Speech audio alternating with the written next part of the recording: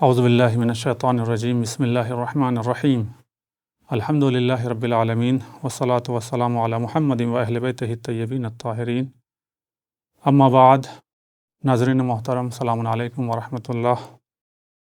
ماہ مبارک رمضان کے بابرکت ایام کی مبارکباد آپ کی خدمت میں پیش کرتے ہیں، اور بہار عبادت کے عنوان سے جو پروگرام اختر تابان کی طرف سے پیش کیا جا رہا ہے، اس میں آج کا عنوان ہے ماہ مبارک رمضان کی برکتیں اور ہماری ذمہ داریاں۔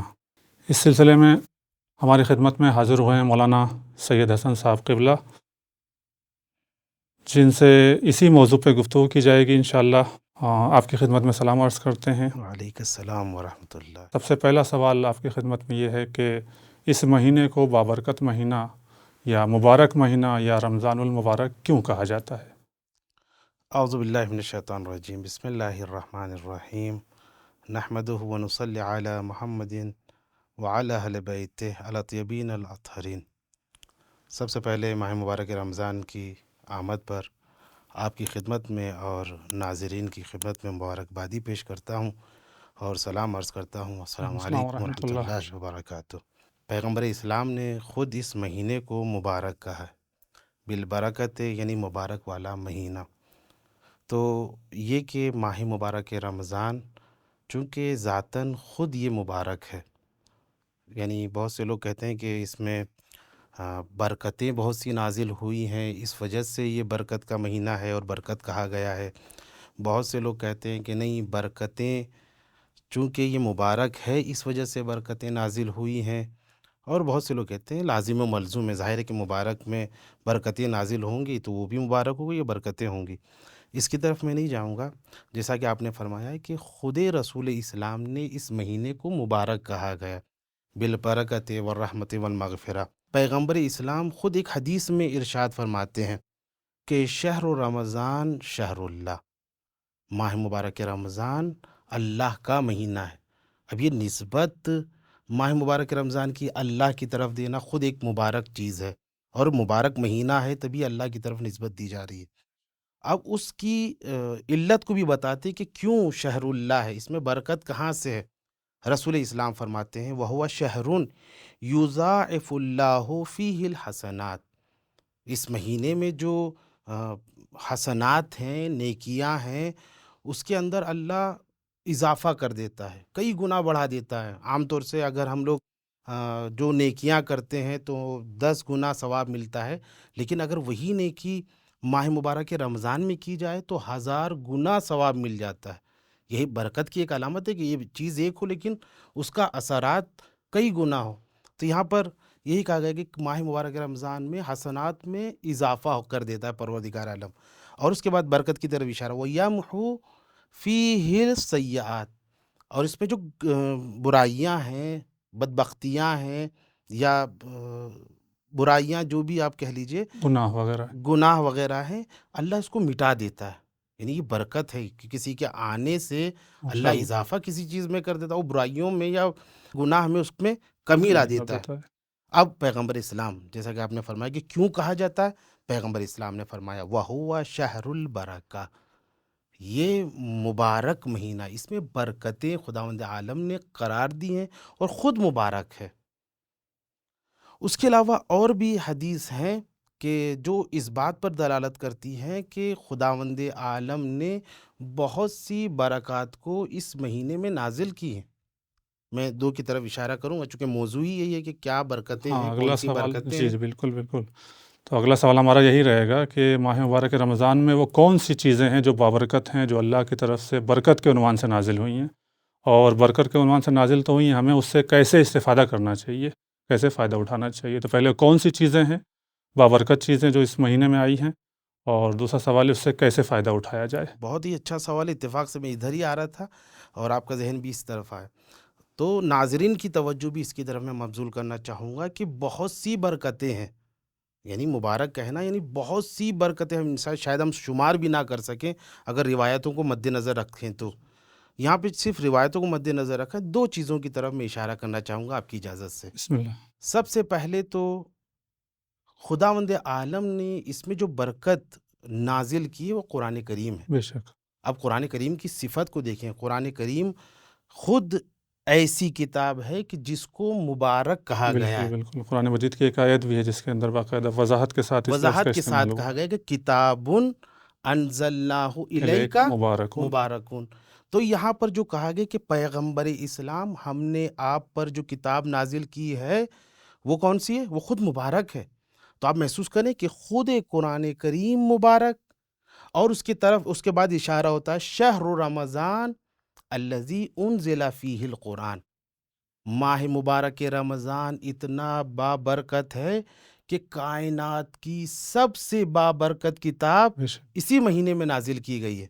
تو یہ دیکھیں دونوں برکتیں اب ہماری مل گئی، ایک کائنات کی، اور دیکھیں جو حدیث جس کی طرف منسوب ہے پیغمبر اسلام نے جو بیان کیا ہے قرآن کے بارے میں، وہ بھی میں عرض کروں گا۔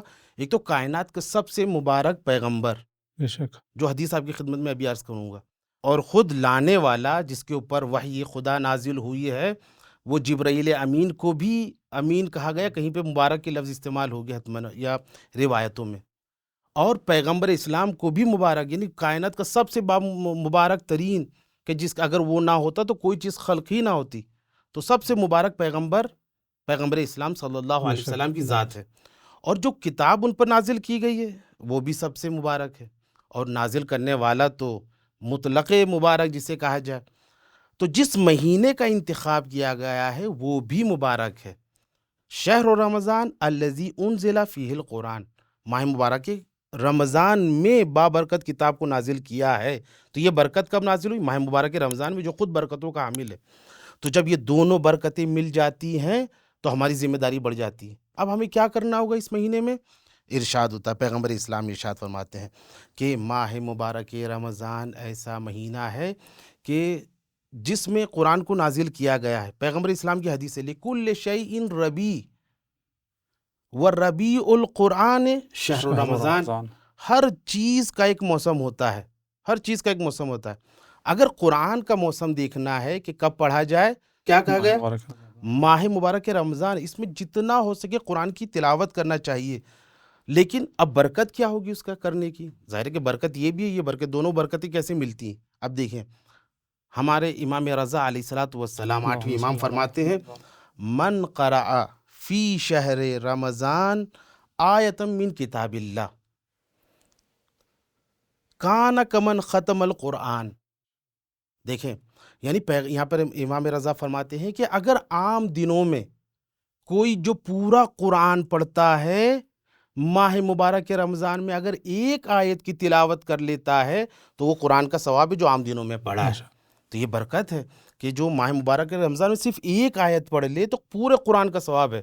اب ہمیں سوچنا چاہیے، ہماری ذمہ داری کہ واقعاً ہمیں چاہیے ہے کہ پورے قرآن کی تلاوت کریں۔ ایک آیت کا جب یہ ثواب ہے تو کتنی آیتیں ہیں؟ مان لیجیے 30 پارے پر اگر ہم ایک پارے پہ بھی اگر کریں کہ ایک قرآن کا ثواب ہے تو 30 قرآن کا ثواب تو ویسے ہی ہو جائے۔ لیکن یہاں پر امام رضا اس کی برکت کو بیان کر رہے ہیں، ایک آیت پہ پورے قرآن کا ثواب یہاں پر موجود ہے، یہ برکت ہے۔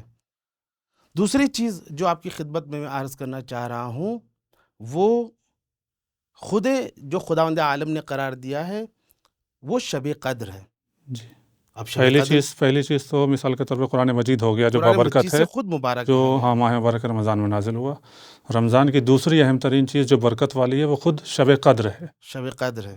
شب قدر اس لیے دیکھیے، ایک تو شب قدر بھی ایسی شب ہے کہ جس کو مبارک کہا گیا ہے۔ بے شک میں نے اسی لیے جو کہ موضوع قرآن مجید کی آیت بھی ہے انا انزلناہ فی لیلۃ مبارکہ، لیلۃ مبارکہ، مبارک رات یعنی مبارک رات میں قرآن کو نازل کیا گیا ہے۔ اور یہ قرآن کریم کو مبارک وہ رات وہ کون سی ہے؟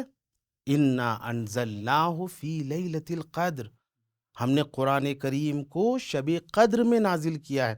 تو جب شب قدر میں قرآن کریم نازل ہوا ہے تو شب قدر کی عظمت ایک طرف، قرآن کا نزول ایک طرف، اور خود ماہ مبارک کے رمضان کا مہینہ ایک طرف، یہ تینوں برکتیں ایک ساتھ جمع ہو جاتی ہیں تو خداوند عالم فرماتا ہے لیلۃ القدر خیر من الف شہر، یعنی یہ برکتیں نازل ہونے کے ساتھ تینوں برکتیں جب مل گئی تو اس کا اثر کیا ہوا کہ یہ رات 1000 مہینوں سے بہتر ہے۔ یعنی برکت دیکھیں ایک رات ہے ظاہراً، لیکن یہ ایک رات 1000 راتوں سے بہتر ہے.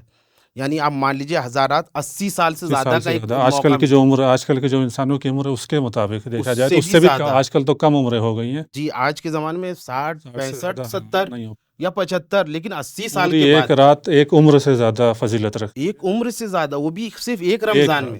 جی اگر آپ کسی کی انسان کی 60 70 اگر عمر ہے تو 70 شب قدر درک کر لی اس نے. 70 شب قدر ہے. اس 70 شب قدر میں ہر شب قدر کا جو ثواب ہے اس ایک رات کو درک کرنے کا ثواب 80 سال کے برابر. اس کا مطلب کیا؟ اس کی برکت دیکھیں. یعنی اس رات میں اگر کسی انسان نے 1 گھنٹہ قرآن کریم کی تلاوت کی، اس کا مطلب کیا ہے کہ 80 سال 1 گھنٹہ قرآن کی تلاوت کی. اگر کسی نے 1 گھنٹہ دعاؤں کی تلاوت کی ہے تو اس کا مطلب یہ ہے کہ 80 سال تک 1 گھنٹے کی تلاوت کی ہے. اگر کسی میں خیرات کی ہے، مان لیجیے 5 منٹ 10 منٹ جو موقع لگا ہو اس کو آمادہ کرنے اور بند کرنے یا لوگوں میں جمع کرنے میں اور دینے میں مان لیجیے 1 گھنٹہ لگ رہا ہے یا آدھا گھنٹہ لگ رہا ہے، تو اس کا مطلب 80 سال تک یہ برکت ہے کہ آدھا گھنٹہ ہے لیکن 80 سال آدھے گھنٹے کے ثواب اس کو مل رہا ہے. یہ ہے ماہ مبارک رمضان اور یہ ہیں اس کی برکتیں. اور ہماری ذمہ داری کیا ہے شب قدر میں؟ کہ جتنا ہو سکے شب قدر میں عبادت کریں، جتنی ہو سکے دعائیں کریں. اس کا اگر کوئی پوری رات دعائیں کر رہا ہے، اعمال کر رہا ہے، اعمال انجام بجا لا رہا ہے، شب قدر کے جو اعمال ہیں یا قرآن کریم کے بارے میں کہا گیا ہے کہ ان سوروں کی تلاوت کرنا چاہیے، مثلا سورہ دخان ہے وغیرہ، یا خود انا انزلنا کو 1000 مرتبہ پڑھنا اور بھی دوسری تلاوتیں، اگر یہ انجام دے رہا پوری رات عبادت کر رہا ہے تو اس کا مطلب 80 سال تک اس نے عبادت مشغول رہا. یہ برکت نہیں تو اور کیا ہے. اسی لیے میں آخری کلام میں یہ کہوں گا کہ رسول اسلام نے فرمایا کہ لو یعلم العبد ما فی رمضان لود ان یکون رمضان السنہ. واقعاً انسان اگر محسوس کر لے، سمجھ لے، درک کر لے اس ماہ مبارک رمضان کی برکتوں کو، لود ان یکون رمضان السنہ، تو وہ خواہش کرے گا، وہ دعا کرے گا، وہ التجا کرے گا، وہ خداوند عالم سے کہے گا کہ کاش پورا سال ماہ مبارک رمضان ہو. نہایت استفادہ کیا آپ سے، اور آخرکار خداوند عالم کی بارگاہ میں مل کر دعا کرتے ہیں کہ خداوند عالم ہم کو اس مبارک مہینے کے اندر اس مبارک قرآن کے ذریعے سے اور اس مبارک رات کے ذریعے سے زیادہ سے زیادہ برکتیں حاصل کرنے کی توفیق مرحمت فرمائے. وصلی اللہ علی محمد و آلہ الطاہرین.